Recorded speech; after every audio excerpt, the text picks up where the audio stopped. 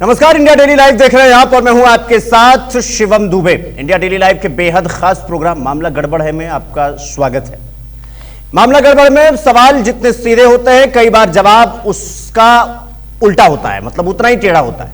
यहां खबरों के पीछे सच्चाई को बेनकाब किया जाता है। सत्ता हो या सिस्टम या समाज, किसी को बख्शते नहीं हम।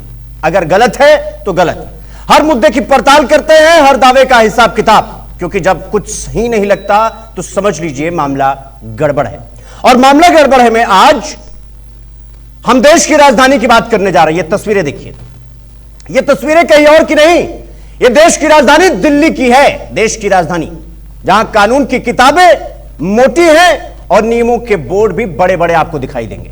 लेकिन सवाल यह है कि अगर नियम सिर्फ दीवारों पर टंगे रहे और जिम्मेदारी सिर्फ फाइलों में दबी रहे तो फिर क्या होता है, आज हम आपको बताएंगे। यह घटना मालवीय नगर के फ्लरिश स्टे होटल में लगी आग की है, जहां की आग ने आज 21 जिंदगियों को निगल लिया। कुछ लोग अपने इलाज के लिए दिल्ली आए थे, कुछ अपने परिजनों के साथ रुके थे, तो कुछ विदेशी मेहमान थे। लेकिन आग ने किसी का पासपोर्ट नहीं देखा, किसी की जात नहीं देखी, धर्म या भाषा नहीं देखा। उसने सिर्फ एक चीख देखी और वो थी लापरवाही। कहा जा रहा है कि होटल में फायर एनओसी बिल्कुल नहीं थी। परमिशन 6 कमरों की थी, लेकिन कमरे 25 थे। रास्ता एक था, वो भी सकरा। और सवाल यह उठता है कि जब कमरे बढ़ रहे थे तब जिम्मेदार लोग कहां थे? जब नियम टूट रहे थे तब निगरानी कौन कर रहा था? और जब कमाई बढ़ रही थी तब सुरक्षा क्यों घटाई गई? दिल्ली में पिछले 6 महीनों में आग की घटनाओं में 66 लोगों की मौत हो चुकी है। लेकिन हर हादसे के बाद वही पुराना बयान आता है, जांच होगी, दोषियों पर कार्रवाई होगी, किसी को बख्शा नहीं जाएगा। सवाल है कि आखिर कब तक? क्या हमारी व्यवस्था का फायर अलार्म सिर्फ हादसे के बाद ही सुनाई देता है या हादसे के बाद ही बजता है? और एक बात और, जब किसी बिल्डिंग में एक ही एंट्री और एग्जिट हो, जब बेसमेंट में लोग फंस जाएं, जब सुरक्षा इंतजाम कागजों में मौजूद हो लेकिन जमीन पर नहीं, तो क्या इसे हादसा कहा जाएगा या फिर हादसे का इंतजार? आज जिन परिवारों ने अपने लोग खोए, क्योंकि यह घटना पिछले 24 घंटे से सुर्खियों में है, आज की चर्चा हम इसलिए कर रहे हैं क्योंकि आज सवालों की बौछार होगी। और इसलिए हम कह रहे हैं कि जिन परिवारों ने अपने लोग खोए, उनके लिए यह सिर्फ एक खबर नहीं है, उनके लिए यह जिंदगी भर का जख्म है। किसी मां का बेटा घर नहीं लौटा, तो किसी बहन का भाई, तो किसी बच्चे का पिता। लेकिन क्या कल फिर किसी दूसरी बिल्डिंग में, किसी दूसरे इलाके में, किसी दूसरे नाम के होटल में यही कहानी दोहराई जाएगी? और यही सबसे बड़ा सवाल भी है, क्योंकि आग सिर्फ एक होटल में नहीं लगी, आग नियमों की अनदेखी में लगी है, आग जिम्मेदारियों की लापरवाही में लगी है, आग उस सिस्टम में लगी है जो हादसे के बाद जागता है और फिर गहरी नींद में सो जाता है। और इसलिए आज हम पूछेंगे कि आखिर मौत का जिम्मेदार है कौन? यह हादसा था या लापरवाही, नियत कमजोर था या नीति? और यही सवाल भी है, सवाल जो सबसे बड़े इस वक्त उठ रहे हैं इस पूरी घटना को लेकर। हालांकि गिरफ्तारी भी हो रही है, दावे भी हो रहे हैं और कहा जा रहा है कि अब सरकार सचेत हो चुकी है। लेकिन सवाल खड़ा हो रहा है कि जब होटल के पास एनओसी नहीं थी, 6 कमरों की अनुमति थी, लेकिन 25 कमरे चल रहे थे, तो फिर आखिर सिस्टम सो कहां रहा था और सबने आंख क्यों मूंद रखी थी? अवैध निर्माण कैसे चलता रहा? निरीक्षण किसने किया? कार्रवाई क्यों नहीं हुई? क्या जिम्मेदार अधिकारियों की भी जवाबदेही तय होगी क्या? यह सब कुछ और बहुत सारे सवाल, और खास करके उन लोगों के लिए सवाल जो लोग मौत की गोद में सो गए। 21 लोगों की मौत का जिम्मेदार सिर्फ होटल मालिक है क्या? या फिर एमसीडी, फायर विभाग, लाइसेंसिंग एजेंसी, पूरा निगरानी तंत्र, सब कोई कटघरे में आकर खड़ा हुआ? नियम टूटते रहे तो रोकने वाला कौन था? क्या सिर्फ मालिक पर केस दर्ज करके मामला खत्म हो जाएगा, या जिन अधिकारियों की निगरानी में यह सब कुछ हुआ उन पर भी कार्रवाई होगी? और मैंने आपको शुरुआत में ही कहा कि दिल्ली में यह कोई पहली घटना नहीं है। ऐसी तमाम घटनाएं हुई जिसके बाद प्रशासन कुछ इस तरीके से हरकत में आता है मानो प्रशासन अब यह घटना कभी जीवन में दोबारा रिपीट नहीं होने देगा। लेकिन दुर्भाग्यवश ये जलती हुई तस्वीरें जो आपकी टीवी स्क्रीन पर चल रही हैं, ये आए दिन हम ये देखते रहते हैं। और इस खबर पर हमारे साथ ज्यादा जानकारी के लिए, क्या कुछ पूरी घटना में अपडेट हुई है, इसलिए हमारे साथ कृष्णा सोनकर, ब्यूरो चीफ दिल्ली, हमारे साथ जुड़ गए हैं। और साथ ही हमारे साथ भारतीय जनता पार्टी के प्रवक्ता आलोक वत्स भी हमारे साथ जुड़ गए हैं। कृष्णा, मैं आपके पास आऊं उससे पहले आलोक जी आपका बहुत बहुत स्वागत। दिल्ली में ये जो घटना घटी आलोक जी, मुझे याद है केजरीवाल की सरकार थी और उसके बाद दिल्ली में घटना घटी थी, तो आप लोगों ने छाती पीट कर यह कहा था कि दिल्ली को खा गए केजरीवाल। आज आप किसकी गलती मानेंगे और 21 लोगों की मौत का जिम्मेदार कौन है? आलोक जी। देखिए,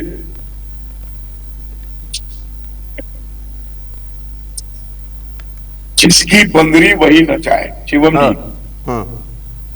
अगर केजरीवाल के हाथ में सरकार थी तो उनकी जिम्मेवारी थी, हमारे सरकार में हुआ है तो हमारी जिम्मेवारी है। अब दोषी कोई भी हो, लेकिन बागडोर तो हमारे हाथ में है, तो कप्तान को ही लेनी पड़ती है जिम्मेवारी। तो हम इस बात की जिम्मेवारी लेते हैं कि हमारे समय में ये भयंकर चूक हुई है। लेकिन एक चीज आपको बता दूं, अब जो शक्ति आई है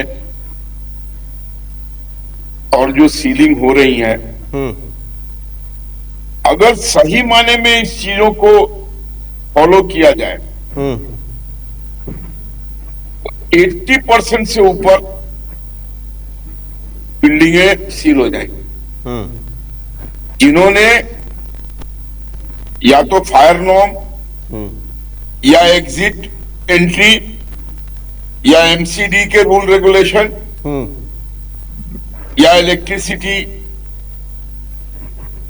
आलोक जी, मैं ये तो चलिए आप मान लेंगे, ये बात तो सही है। मैं ये जानना चाह रहा था कि ये जो घटना घटी, इसकी निगरानी के लिए ये कौन इसके लिए जिम्मेदार था और ये किसके अंतर्गत आता था, जरा बताएंगे क्या?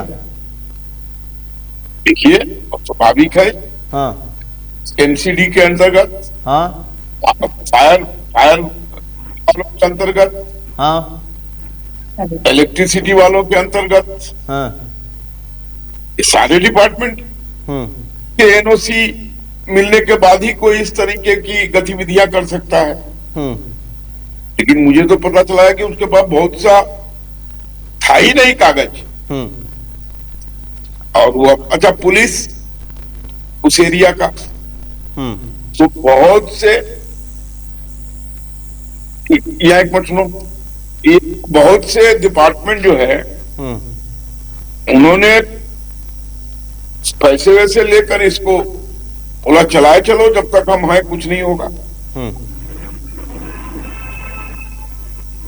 तो आलोक जी, आपको पता चल गया कि एमसीडी की जिम्मेदारी थी, एमसीडी आपके अंतर्गत आती है, तमाम सारी चीजें भी हो गई।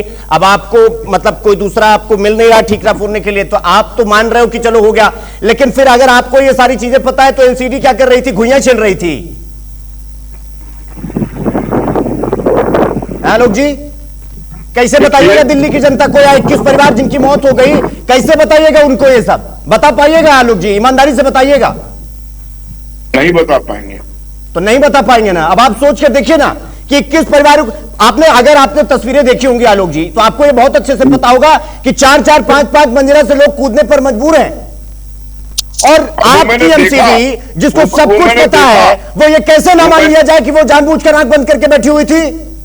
आलोक जी देखिए, शिवम जी जानबूझकर आंख मूंद के नहीं बैठी थी। हाँ, पैसा बैठाए हुए था आंख मूंद के। अच्छा, तो मतलब आप ये कह रहे हैं कि एमसीडी को पैसा जा रहा था नीमों के धज्जियां उड़ाने के लिए? और क्या कारण था? चलिए आलोक जी, बहुत बहुत धन्यवाद आपका हमसे ये बताने के लिए कि एमसीडी को पैसा जा रहा था बराबर। आपको पता है ना कि एमसीडी किसके अंतर्गत आती है और सरकार किसकी है और आप पार्टी प्रवक्ता किसके हैं? आप मुझे बताइए। हाँ, वहां की local police, MCD, fire department, electricity department, सब ने उसको दे रखा था छूट चलने के लिए। ये लोग क्या उसके रिश्तेदार थे? नहीं, यही तो लोग आपसे पूछेंगे आलोक जी। अब अगर आप ये बोल दीजिए कि हाँ भाई सब कुछ ठीक था, ऐसा हुआ वैसा हुआ, आप तो चलिए बोल के निकल जाएंगे। उस 21 परिवार को अस्पताल में जाके देखना, सख्त कार्रवाई होगी, सब ये होगा वो होगा, 2 दिन का उठा पटक, उसके बाद सब कुछ शांत हो जाएगा।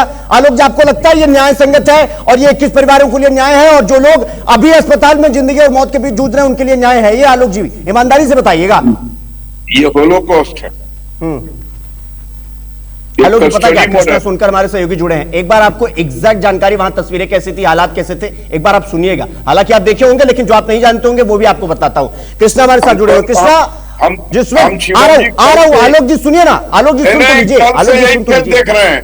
नहीं सुन, आप देख रहे होंगे ना, लेकिन आपको और कुछ नई जानकारी बताता हूं। कृष्णा हमारे सहयोगी जुड़े हुए। कृष्णा, जिस तरह से यह घटना घटी उसके बाद दुनिया ने तस्वीरें देखी, लेकिन उसके बाद क्या सिर्फ ये पहला ऐसा होटल था जहां पर इस तरह की घटना घटी, या तमाम ऐसे अभी दिल्ली में इलाके हैं जहां घटनाओं को आवभगत किया जा रहा है, उनका इंतजार किया जा रहा है? कृष्णा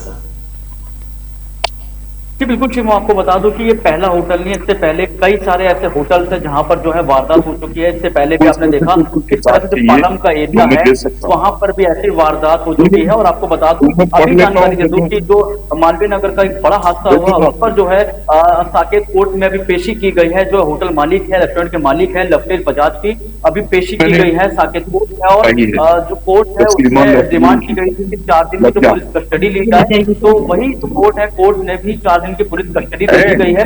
और अब जो है सवाल के घेरे में आ गई है पूरे प्रशासन, क्योंकि इन्वेस्टिगेशन होगी। इन्वेस्टिगेशन के बाद ही पता चल पाएगा जो है ये हादसा था उसमें कौन दोषी होगा। क्योंकि कहीं ना कहीं आपने देखा किस तरह से जो नगर निगम है, वो नगर निगम ही इस मामले को लेकर पूरी तरीके से फेल नजर आ रही है। क्योंकि नगर निगम जो है वो लाइसेंस देती है, बिल्डिंग पहले बन रही थी। मैं आपको बताऊं कि आलोक जी आप अपनी आवाज म्यूट कर लीजिए। वहां पर आप जो भी गतिविधि कर रहे हैं इसकी वजह से लोग इतना गंभीर मामला है, आलोक जी आप फिर भी गंभीरता से नहीं ले रहे। सर ये दिखाता है साफ तौर पर कि आप कितने गंभीर है इस पूरी घटना को लेकर। प्लीज सर, मैं हाथ जोड़ रहा हूं आपसे। हाँ कृष्ण बोलिए। शिवम, आपको बता दूं कि दिल्ली में तकरीबन 1000 से ऊपर होटल्स हैं, 1000 से ऊपर। और आप मानिएगा कि 1000 में से केवल 90 होटल जो ऐसे हैं उनके पास ही एनओसी है, उनके पास ही ऑथराइजेशन है। यानी कि पूरी तरीके से उनके पास जो है, जो बिल्डिंग जब निर्माण की जाती है, जब नियम देखे जाते हैं, उनके पास खाली 90 ऐसे होटल्स है जहां पर नियम पाए जाएंगे। लेकिन ऐसे बड़ी तादाद में आप होटल्स है, आप देख लीजिए पहाड़गंज में तमाम होटल्स है, पर कैफे है, तमाम जो मालवीय नगर की बात की जाए जो अभी रिसेंटली हादसा हुआ है उसके ही इर्द गिर्द बहुत सारे होटल्स है, कैफे है, और तमाम जो हौज खास इलाका है वहां पर भी केवल लॉन्ज, बार और बहुत सारे होटल्स चल रहे हैं जहां पर पूरी तरीके से जो इलीगल है। बिल्डिंगें बनती है, कंप्लेंट जाती है नगर निगम के पास, लेकिन नगर निगम जो आंखों पर पट्टी बांध लेता है। तमाम कई शिकायतें जाती है और लेकिन उसके बाद जो है कोई भी निवारण नहीं किया जाता। बाकायदा कोर्ट में मैटर जाता है, कोर्ट जब आदेश देता है उसके बाद जब बिल्डिंग को पूरी तरह से तैयार किया जाता है, एमसीडी खुद चाहती है कि पहले बिल्डिंग पूरी से तैयार हो जाए, उसके बाद ही जाकर छोटा मोटा क्षतिग्रस्त यानी थोड़ी बहुत तोड़फोड़ करते हैं और उसके बाद जो क्लीन चिट दे दी जाती है। और उसके बाद जैसे इस तरह से हादसे होते हैं, तो आप देखिए कि ये हादसा कहां से हो रहा है, किससे हो रहा है। तमाम सवाल है, तमाम सवालों के घेरे में, क्योंकि प्रशासन अभी जागा है। प्रशासन क्यों नहीं जागता पहले? अगर ऐसे हादसे होते हैं, अगर प्रशासन अगर पहले से ही जागता है तो जैसे समस्याएं हैं, जैसे ये घटनाएं हो रही है, वो घटनाएं दिल्ली में बंद हो जाए। तमाम तरह के ऐसे और भी बिल्डिंग्स है, हमने दौरा किया है और हमारा तो मामला गड़बड़ है प्रोग्राम चला रहे हैं आप लोग, हम लोग तो अब देखिए किस तरह से मामला गड़बड़ तो पूरी दिल्ली में। आप दिल्ली के कहीं भी कोने में चले जाइए, रेस्टोरेंट है और तमाम होटल्स है, वहां के जो नीचे ग्राउंड फ्लोर है जहां पर नियमों को ताक पर पूरे इलीगल तरीके से, जहां पर नियम कहता है कि आप ग्राउंड फ्लोर पर आपकी पार्किंग होनी चाहिए, बेसमेंट में आप कोई भी आप जो है कैफे नहीं चला सकते, वहां पर इलीगल माना जाएगा। लेकिन बड़ी संख्या में ऐसे चल रहे हैं, किसकी निगरानी में चल रहे हैं? अभी मौजूदा भाजपा सरकार है। तमाम शिकायतें जाती है, हमारे साथ खुद शिकायतकर्ता थे और जब हम पहुंचे थे वहां पर तो उन्होंने कई सारी ऐसी बिल्डिंगों का आकलन किया है, कई सारी बिल्डिंगों पर शिकायत दी है। लेकिन अभी तक जो है एमसीडी के जो अधिकारी, मेन माना जाए तो एमसीडी के जो अधिकारी है, जिस तरह से उस पर जो है शिकायतें जाती है तो जो प्रशासन है पूरी तरह से आंख मूछ लेता है।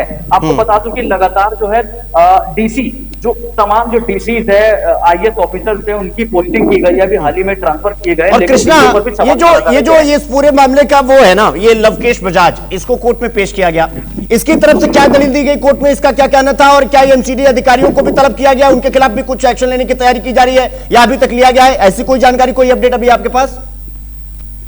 देखो, जब कोर्ट में पेश किया गया था तो लवकेश बजाज की तरफ से जो एडवोकेट्स है उनकी तरफ से कोई भी दलील नहीं दी गई थी। फिलहाल दिल्ली पुलिस है, उन्होंने केवल 4 दिन की डिमांड मांगी थी, क्योंकि इन्वेस्टिगेशन का अभी विषय है।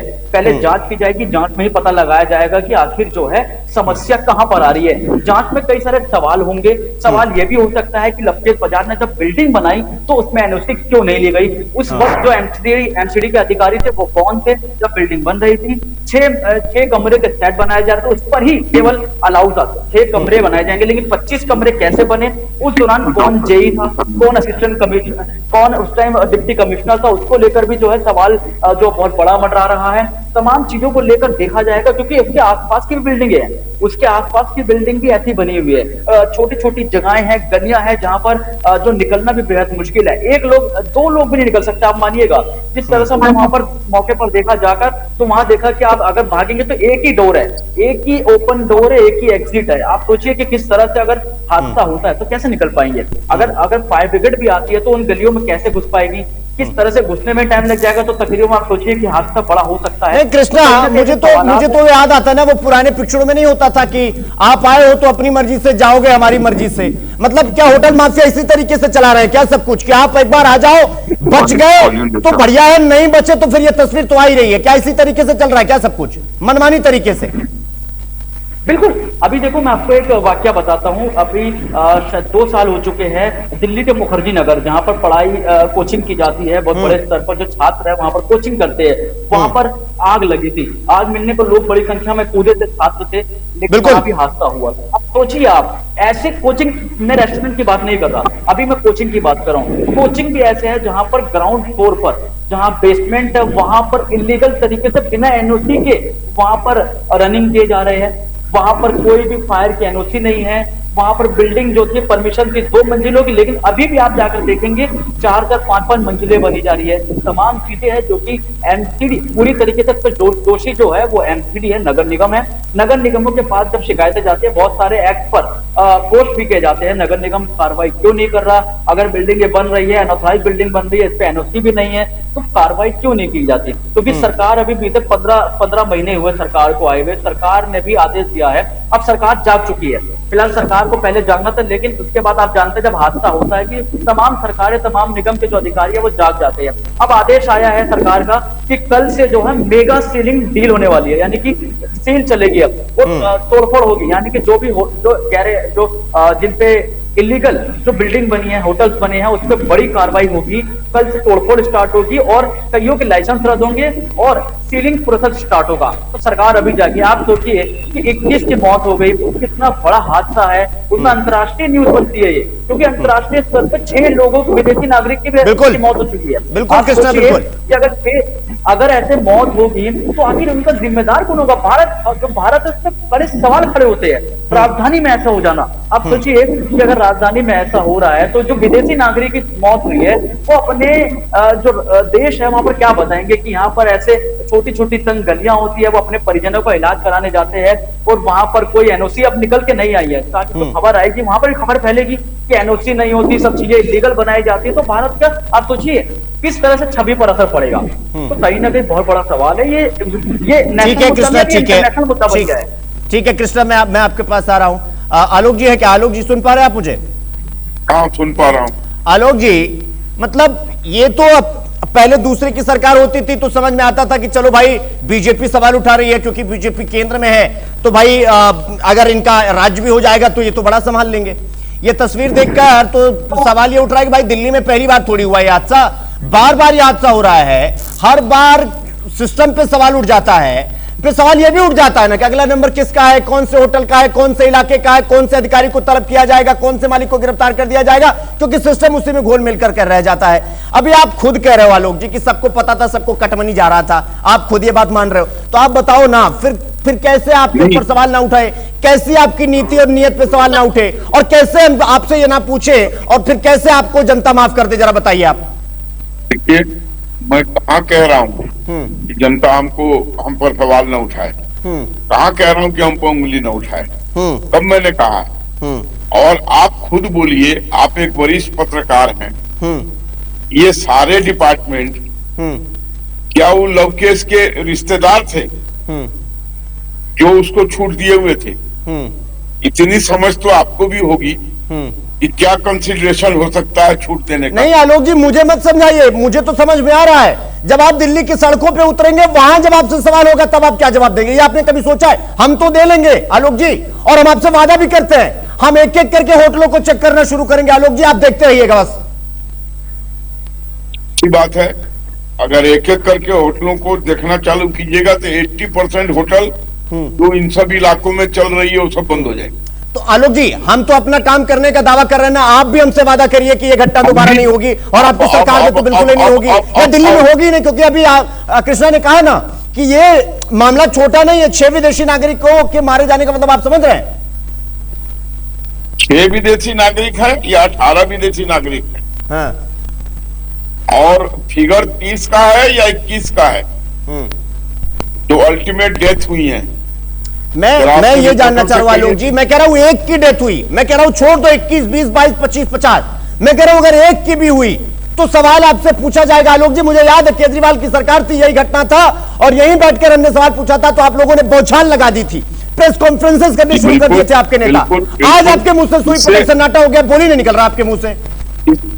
ये कौन कह रहा है कि बोली नहीं निकल रहा? हम तो कह रहे हैं कि गलती हुई है, हमारे से चूक हुई है, लेकिन ये भी आपको आश्वासन देते हैं हाँ। आने वाले समय में जिस ताबड़तोड़ नीति से हम इस पर अमल करने जा रहे हैं वो अपने आप में एक मिसाल साबित होगा।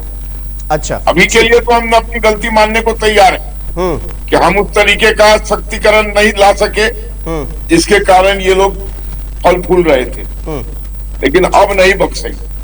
अच्छा ठीक है, आप बख्शेंगे, ठीक है आलोक जी। अब वही बात है ना कि जब चिड़िया चुग गई खेत तब पछताने से कुछ होता नहीं है। और मुझे तो आपकी ये बातों से, आपके जवाब से ना, मुझे तो याद आता है कि लगाकर आग शहर को, ये बादशाह ने कहा, उठा है दिल में तमाशे का शौक बहुत, और झुकाकर सर सभी शाहपरस्त बोल उठे, हुजूर का शौक सलामत रहे, शहर और बहुत है, राजधानी तो है, जल जाने दो, 21, 22, 25, 50 मरने दो, क्या फर्क पड़ता है, इसके बाद सिर्फ झंडा गाड़ देंगे।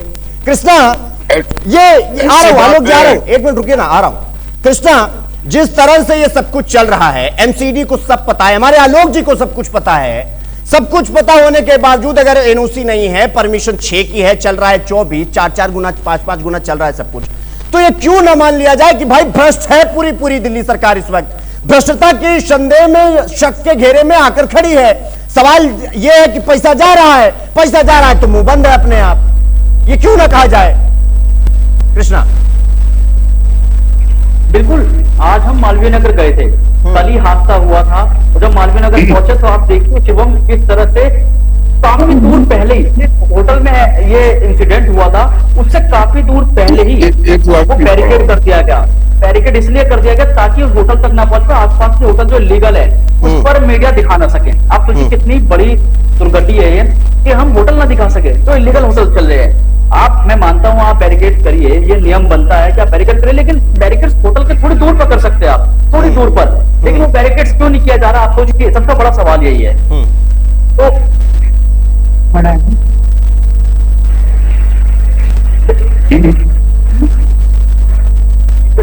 जी कृष्णा बोलिए। तो आप सोचिए सबसे बड़ा सवाल, बिल्कुल सबसे बड़ा सवाल तो यही खड़ा हो रहा है कि बैरिकेड आप कर रहे हैं तो आपका नियम बनता है कि आप उस होटल के बिल्कुल करीब में, ताकि होटल के अंदर कोई जा ना सके, आप वहां पर बैरिकेड करिए। लेकिन सवाल ये है कि अगर मीडिया नहीं दिखाएगा तो भी कार्रवाई कैसे होगी? क्योंकि सरकार है वो खाली बैठी है, नगर निगम के अधिकारियों तक जब कंप्लेंट जाती है, शिकायतें जाती है, तो उसका निवारण बिल्कुल भी नहीं किया जाता। बिल्डिंग को कहा जाता है कि थोड़ा बनने दीजिए, जब पूरा माल मिल जाता है अधिकारियों को, टीसी को, महोदय को माल मिल जाता है। जो आपको बता दूं एक बड़ी जानकारी, और जब शिकायत जाती है तो जूनियर इंजीनियर यानी जिसको कहा जाता है जेई अपना बेलदार रखता है। बेलदार वो उगाही करने का तरीका है, बेलदार अपने इलाकों में छोड़ देता है, जिस इलाकों में ये बिल्डिंगें बन रही होती है, जो जेई होता है वहां पर अपना बेलदार छोड़ देता है, वहां से ये पैसों की लेन देन होती है, बिल्डिंग बनती है उस पर पहले डील हो जाती है, वो बेलदार इकट्ठा करता है पैसे और उन तक पहुंचाता है। आप सोचिए कि ये जो जेई होते हैं, जूनियर इंजीनियर, इनका क्या फायदा ऑफिस में बैठने का? बकायदा इनका नियम है कि जाकर खुद वहां पर। कृष्णा, ये बात तो अब दिल्ली के लोग भी जानने लग गए ना। सबसे अच्छी चीज ये है कि अवेयरनेस इस घटना से दिल्ली के लोगों को बहुत होती है, और चूंकि पढ़े लिखे हैं इसलिए बहुत अच्छे से समझते हैं। मुझे याद है अनाज मंडी में घटना घटी तो 2019 में अवैध फैक्ट्री में भीषण आग लग गई थी, 43 लोगों की मौत हुई थी, 50 से ज्यादा लोग घायल हुए थे। हालांकि सरकार बीजेपी की नहीं थी, लेकिन दिल्ली का सिस्टम बता रहा हूं, सकरी गलियां, अवैध निर्माण, फायर सेफ्टी, तब पर सब पे सवाल उठा था। मुंडका में भी घटना याद है मुझे 2022 में, इलेक्ट्रॉनिक सामान की दुकान में आग लगी थी, 27 लोगों की मौत हुई थी, 40 से ज्यादा लोग घायल हुए थे। मुखर्जी नगर की घटना 2023 वाली याद है, कोचिंग सेंटर वाली, जहां पर छात्र किस तरीके से पानी में डूब के फंसे हुए थे, याद है मुझे, खिड़कियों से, रस्सियों से और कूद कूद कर तो अपनी जान बचा रहे थे। तो घटनाएं याद हैं, घटनाएं याद है कृष्णा, कोई भूलता नहीं है। लेकिन क्या जानबूझकर 2-4 दिन का हो हल्ला, उसके बाद भाई साहब सन्नाटा, उसके बाद अगली घटना का इंतजार, ये क्यों ना मान लिया जाए? और क्या दिल्ली का नसीब या देश की राजधानी का नसीब ही ऐसा है क्या कि होगा, घटना होगा भाई साहब, वो होगा क्योंकि पैसा जा रहा है सबको, टाइम टाइम से कोई फर्क तो लेने वाला है नहीं। कौन जाए एनओसी चेक करने, कौन मेहनत करे? सरकारी पैसा, हमारे टैक्स का पैसा, खजाने की सैलरी तो आ ही रही है कृष्णा। बिल्कुल शिवम, आपने जो कहा बिल्कुल सत्य है, क्योंकि अभी कार्रवाई हो रही है, अभी सरकार जाग गई है, लेकिन ये मामला जैसे ही शांत होगा, ठंडा हो जाएगा, उसके बाद फिर वैसे ही चलेगा। फिर वैसे ही कोई एनओसी की जांच नहीं होगी, जो अभी सरकार ने बोला है कि सीलिंग प्रोसेस किया जाएगा, फिर उसको ढीला कर दिया जाएगा। ना कोई जब शिकायतें जाएगी उस पर कोई कार्रवाई नहीं हुई, क्योंकि ये सिस्टम में ही गड़बड़ है। एमसीडी नगर निगम का पूरा दायित्व बनता है, पूरा कानून है कि अगर कोई बिल्डिंग, हालांकि हाईकोर्ट ने भी इस पर पिटीशन दायर हुई है, हाईकोर्ट में जनहित याचिका दायर की गई है, या हाईकोर्ट ने भी बयान दिया, हाईकोर्ट ने भी आदेश दिया है कि बिल्डिंगों पर जांच की जाए और जहां पर मिलता है तो उसको सख्त कार्रवाई की जाए। लेकिन कार्रवाई के नाम पर क्या खाली लिखकर दे दिया जाता है कि थोड़ा बहुत पंचर कर दिया गया। आपने देखिए किस तरह से जब नगर निगम जाती है, वहां से माल मिल जाता है, उसके बाद जब नगर निगम जाती है थोड़ा बहुत पंचर होता है, फिर वो बिल्डिंग पूरी तरह तैयार हो जाती है। आप सोचिए कि बिल्डिंग को 13 दिन, आखिर सवाल ये कृष्णा, वही कह रहा हूं कि ये लवकेश बजाज, ये फलाना मिश्रा जी, फलाना दुबे जी, ये सब हो गया है, ये सब बहुत ज्यादा हो गया कृष्णा। मतलब ये जो तस्वीरें देखने को मिल रही है ना, इसके आगे कोई भी जस्टिफिकेशन पर्याप्त नहीं होगा। सवाल ये हो जाता है ना, अगर होटल के पास एनओसी नहीं है, 6 कमरों की अनुमति और 24 कमरा, 23 कमरा, 25 कमरा चलाया जाएगा, तो सिस्टम पे सवाल तो उठेगा ना। और इसका मतलब है कि पता सबको था, लेकिन आंखें सबने बंद कर रखी थी। बिल्कुल बिल्कुल बिल्कुल शिवम, सबको पता था, क्योंकि नगर निगम के पास भी जब बिल्डिंग बनती है, जब होटल का कार्य चलता है, तो उसके बाद नगर निगम के पास जाया जाता है और उससे बड़ी डील होती है। जो होटल का मालिक होता है, रेस्टोरेंट का मालिक होता है, उससे जाकर बात की जाती है कि हम इस कमरे को लेकर कुछ नक्शा होता है, मैप, उसके आधार पर वो दिखाया जाता है, बताया जाता है कि हम इतने कमरे का जो निर्माण करेंगे और यहाँ पर ये बेसमेंट बनाया जाएगा, बेसमेंट में ये होगा। लेकिन उसके पूरी डील हो जाती है, उसके बाद बताया जाता है कि नगर निगम की तरफ से जो अधिकारी होते हैं नगर निगम बताते हैं कि हम यहाँ आपकी बिल्डिंग पर नहीं आएंगे। अगर शिकायत जाती है तो वहां पर डील करी जाती है, वहां पर बचाया जाता है। कहीं ना कहीं ऐसी बिल्डिंग यहाँ नहीं है। कृष्णा, जाहिर सी बात है कि अगर जेब ढीली कर दी जाएगी तो फिर नियत ढीली तो होना स्वाभाविक है ना। मतलब अब क्या ही कहा जाए इस पूरी घटना पर। लेकिन एक बात तो है कि आलोक जी हम आपसे वादा करते हैं ना, वो कहते हैं ना कि जमीन से लेके फलक तक पूछेंगे, और जब तक आप लोग नहीं बोलोगे ना तब तक पूछेंगे। आलोक जी इतना वादा करते हैं आप लोगों से, क्योंकि इस घटना पर सब अपनी अपनी तरफ से पल्ला झाड़ लिया। आलोक जी, समय का थोड़ा अभाव है, बहुत बहुत धन्यवाद आपका हमसे जुड़ने के लिए। और अच्छी बात तो है कि ईमानदारी से आप अपनी चीजें स्वीकार कर लेते हैं। और आलोक जी, आपसे एक रिक्वेस्ट भी कि ऐसी संगीन घटना पर, ऐसे संवेदनशील मामले पर कृपया गंभीरता दिखाया करिए। डिबेट पे बैठकर इस तरीके की एक्टिविटी ना आपकी पार्टी पर ना आपके ऊपर शोभा नहीं देता है। आलोक जी प्लीज, मेरी आपसे हाथ जोड़कर विनती है। कृष्णा, आपका भी बहुत बहुत धन्यवाद हमसे जुड़ने के लिए और पूरी जानकारी हमारे साथ साझा करने के लिए। तो एनओसी नहीं था किसी के पास, 6 कमरों की अनुमति, 25 कमरे चलाए जा रहे हैं, सिस्टम आंख मूंद कर सोया हुआ है। अवैध निर्माण चलता जा रहा है, निरीक्षण किसने किया कोई अता पता नहीं, कार्रवाई कहां हुई कोई पता नहीं, जिम्मेदार कौन है कोई जवाबदेही तय नहीं हो रही है। 21 लोगों की मौत का जिम्मेदार कोई नहीं। सवाल बहुत सारे हैं, लेकिन जवाब बिल्कुल अपनी जगह पर खड़ा हुआ है। हाँ भैया गलती हुआ है, मान लिए, आगे से नहीं होगा, सब कुछ अच्छा है, जांच होगी, ये मुआवजा के नाम पर ये 10 लाख रुपया, घायलों को 50,000 रुपया, ये सब कुछ तमाशेबाजी चलती रहेगी। लेकिन घटनाएं बार बार रिपीट मोड पे हो रही हैं, और इसीलिए हमने कहा कि जमीन से लेकर फलक तक पूछेंगे, जब तलक नहीं बोलोगे तब तलक पूछेंगे। और सवाल तो उठता रहेगा, सवालों की बौछार भी होती रहेगी। सरकार किसकी है ये मैटर नहीं करता है, जनता की सुरक्षा सर्वोपरि है। अगर इस बात से कोई लापरवाही करेगा तो सवाल खड़े होंगे और जवाब भी देने होंगे। और अंत में हम आपसे सिर्फ इतना ही कहेंगे कि हम सफेदी के दोस्त हैं, नशाही के दुश्मन, हमें बस आईना दिखाना है और वो हम चढ़ के दिखा देते हैं। फिलहाल मुझे दीजिए इजाजत और आप सब देखते रहिए इंडिया डेली लाइव। नमस्कार।